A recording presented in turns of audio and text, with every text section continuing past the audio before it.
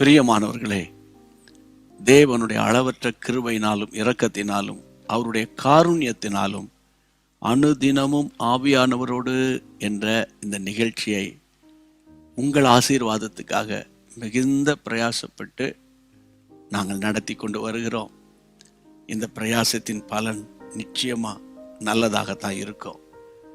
இந்த கடைசி காலத்தில் ஒவ்வொரு தேவ பிள்ளைகளுக்கு ஒரு நடத்துதல், நீங்கள் அங்கே போங்க, நீங்கள் அங்கே போகாதீங்க, நீங்கள் இதை செய்யுங்க, கர்த்தர் உங்களோடு இருப்பார் என்று தைரியம் சொல்கிறதுக்கு இன்றைக்கி ஆட்கள் வேணும் இல்லையா? குறை சொல்கிறதுக்கு நிறைய பேர் இருப்பாங்க, குற்றம் சாட்டுறதுக்கு ரொம்ப ரொம்ப இருப்பாங்க. ஆனால் தைரியம் சொல்கிறதுக்கு கொஞ்சம் பேர் தான் இருக்காங்க. சோர்ந்து போயிடக்கூடாது. இந்த நாட்கள் மனுஷனுடைய அன்பு தணிந்து போய் கொண்டிருக்கிற ஒரு நாட்கள். ஆகவே தான் ஆவியானவரோடு நம்ம பயணிக்க பழகி கொள்ள வேண்டும். சரியா? இந்த நாளுக்குரிய கர்த்தருடைய வார்த்தை 1 ராஜாக்கள் 18ஆம் அதிகாரம் 43ஆம் வசனம் 44ஆம் வசனம். தன் ஊழியக்காரனை நோக்கி, நீ போய் சமுத்திர முகமாய் பார் என்றான். அவன் போய் பார்த்து, ஒன்றுமில்லை என்றான்.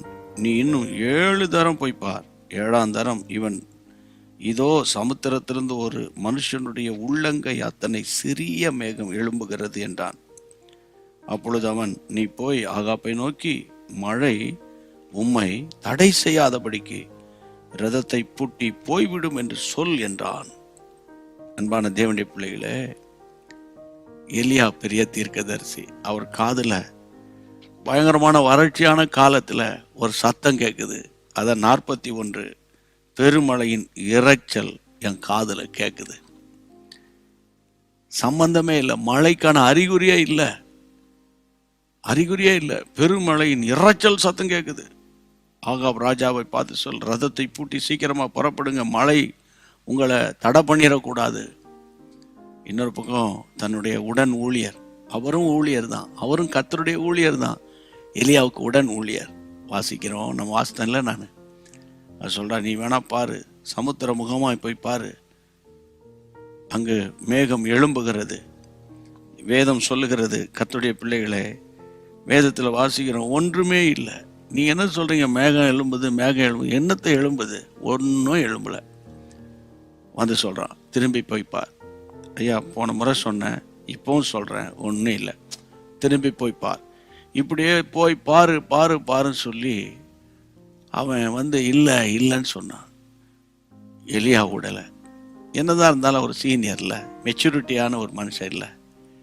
அவன் சொன்னான், இன்னொரு முறை போய் பார். 7ஆம் தரம் அவன் போய் பார்த்தபோது அவன் சொல்லுகிறார், மனுஷனுடைய உள்ளங்கை அத்தனை சிறிய மேகம் எழும்புகிறது. சிறிய மேகம், உள்ளங்கைனா இதுதான். இந்த உள்ளங்கை அளவு சிறிய மேகம் எழும்புகிறத 7ஆவது முறை தான் பார்க்குறாரு. உங்கள் லைஃப்பில் எத்தனையோ ஆசீர்வாதங்களை பார்க்கணும் ரொம்ப நான் சோர்ந்து ஃபெட்டப்பாய் போயிட்டேன். இன்னைக்கு ஆண்டவர் உங்களோட பேசுகிறாரு. ஆமாம், இந்த உள்ளங்கை அளவு மேகம் எழும்பும். உள்ளங்கை மேகம் எழும்பி என்னத்தை ஆகணும்? ஆனால் அந்த உள்ளங்கை அளவு மேகம்தான் பேரிரைச்சலோடு ஒரு மழையை கொண்டு வந்தது இல்லையா? அதனால இதுல இருந்து ஒரு பாடம் நம்ம கற்றுக்கொள்ளணும். என்னன்னா, நம்ம கண்கள் விசுவாச கண்களாக இருக்கணும். விசுவாச கண்கள் உடையவர்களாக இருக்கு. எலியாவுக்கு இருக்கு விசுவாச கண். அவர் காது விசுவாச காதுகளா இருக்கு. இரைச்சல் சத்தம் கேட்குது. அவருக்கு என்ன ஆசை? என் அசிஸ்டண்ட்டுக்கும் அந்த கிருபை வேணும்னு. அப்போ இன்றைக்கு இந்த கிருபையை கொடுக்கிற ஆவியானவரை சார்ந்து கொள்ளுங்க. இன்னைக்கு பார்த்தா உங்களுடைய அரிசி பானையில் அரிசி இல்லாமல் இருக்கலாம், பேங்க்ல பணம் இல்லாமல் இருக்கலாம், பர்ஸில் ஏதோ 5 ரூபா 10 ரூபா இருக்கலாம். என்னத்தை பண்ண போறோம் இன்னைக்கு நினைக்காதீங்க. தேவனால் கூடாதது ஒன்றுமில்லை. இயேசுவின் நாமத்தினால இல்லையா சொல்ல, மழை பெய்யல, ஆனால் மழை வரப்போது, ரதத்தை பூட்டி சீக்கிரம் ஃபாஸ்டா போங்கன்றாரு. இதுதான் விசுவாச வார்த்தை, விசுவாச கிரிய. அதனால உங்கள் விசுவாசமே உலகத்தை ஜெயிக்கிற செய்யும். என் மீட்பர் உயிரோடு இருக்கிறார். தைரியமா இருங்க. அபிஷேகத்தை சார்ந்து கொள்ளுங்க. ஆவியில நிரம்பி ஜெபம் பண்ணுவோம். எங்கள் பரிசுத்தமுள்ள நல்ல ஆண்டவரே, பரிசுத்த ஆவியானவரே, உம்முடைய பிள்ளையுடைய கண்கள் திறக்கப்படுவதாக, விசுவாச கண்களாய் மாறுவதாக. இன்னைக்கு இருக்கிற ஃபினான்ஷியல் ஸ்டாண்டர்டை, இன்னைக்கு இருக்கிற ஃபினான்ஷியல் கிரைசிஸை வச்சு சோர்ந்து போயிடக்கூடாதுப்பா. உம்முடைய பிள்ளைகளை தட்டி எழுப்பி புது பலனால் நிரப்பி தம்முடைய பரிசுத்த நாமத்தை நீர் மகிமைப்படுத்தும்.